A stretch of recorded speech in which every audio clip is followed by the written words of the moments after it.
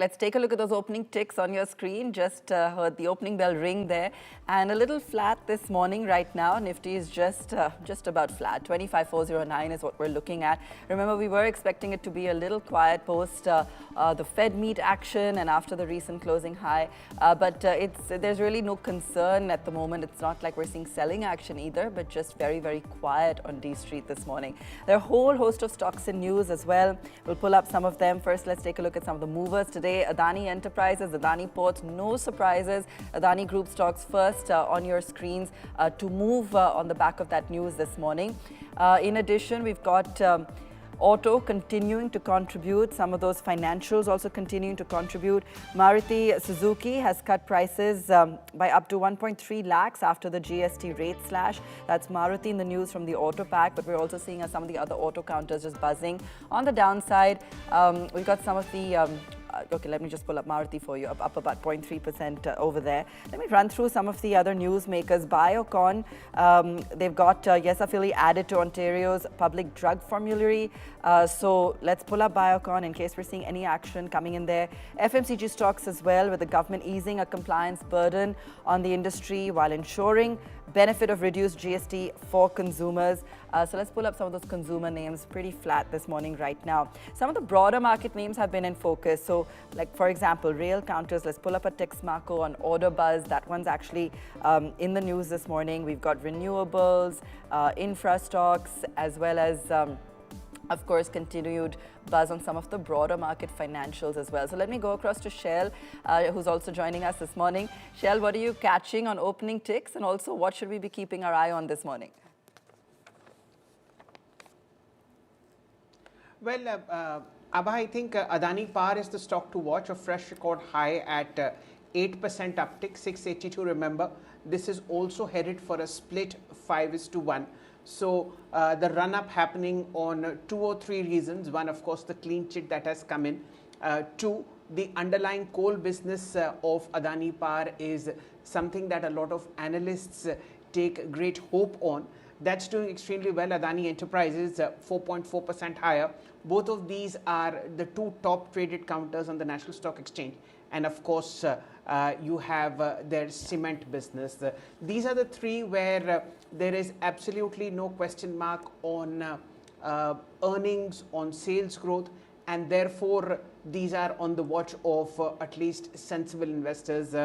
Adani Ambuja Cement now about 1% higher. ACC, it's a smaller unit, 1% higher. That's happening.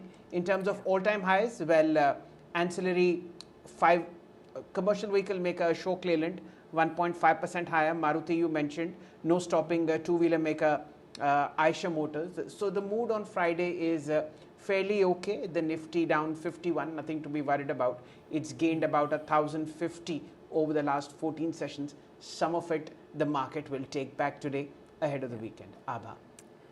All right. I do want to go over the Adani news once again for some of our viewers who may have just tuned in, given that the biggest reaction we're seeing this morning is on those group counters as expected. SEBI coming in with a clear chit on the Adani Group with regards to those Hindenburg allegations. Let's take our viewers through that. Adani Power, Adani Enterprises, and that's why you're seeing that kind of traction on those stocks this morning. They've dismissed charges of insider trading, of market manipulation. Hindenburg, if you remember, had alleged that Adani entities had flouted SEBI norms, but a clean chit coming in for Rajesh Adani, Gautam Adani, and 3 others as well.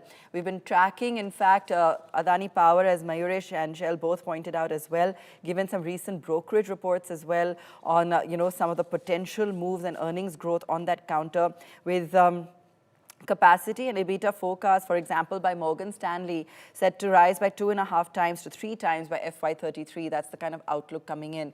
So, Mayuresh, I'm going to come back to you on this simply because clearly that's where the focus is this morning. And I know you, you mentioned your view on the stock, but if I could come back to you and just go a little deeper in on that as well, in terms of the kind of potential upside you see on an Adani Power, let's say, over the next year or so.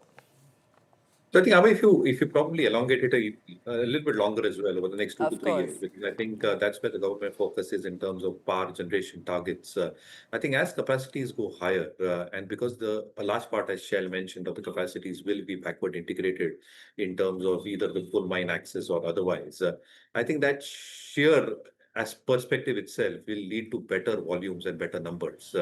Obviously, I think realizations is itself going to be very, very important. And again, I think there are certain reports which suggest that the peak demand in terms of power might actually be fourfolds over the next 7 to 8 years. So somewhere down the line, I think numbers are going to be very substantial for a lot of these power generating companies, and Adani Power having a substantial share, both in terms of expected renewable capacities, should do well. So I think EBITDA growth, the bottom line growth should be far higher compared to where volumes and top line growth may be 2 or 3 years down the line. So from a target perspective, I think a 4-digit is possible for the next 2 to 3 Oh, years. wow.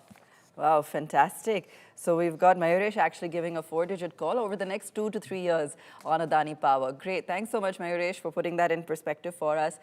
Shell, coming back to you on some of the other movers today. I know you also had L&T Finance on your radar. Talk us through why that stock is looking good to you as well. Well, Abha, I think L&T Finance has been the star outperformer as far as the Nifty mid-cap index is concerned, the top gainer as far as the year-to-date change is concerned, 82% higher, and at 247. This is something that a lot of sensible investors continue to look at for various reasons. One, the tailwind behind L&T Finance is pretty strong. You've had a GST rejig, you've had a strong move coming into as far as gold loans are concerned. Two-wheeler loans are rising dramatically, and of course there is a very, very heavy demand for all kinds of loans coming in from L&T Finance. The company in its quarterly statement said that it's also looking for sequential 5% growth as far as the top line is concerned, and it might add 200 gold loan branches as far as expansion in the physical realm is concerned. So macro tailwinds, a strong quarterly push has seen the stock hit record highs. Remember, 82% higher, and it's not cheap at all. If you look at the price to earnings for L&T Finance, it's 23.2.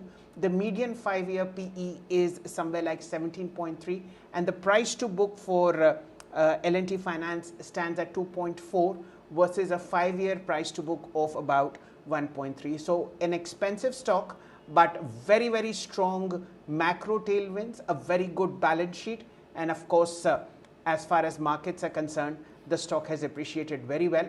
Please do consult an independent financial advisor if you enter L&T Finance at current levels. Abha. Okay, that's the stock in focus this morning from our markets editor.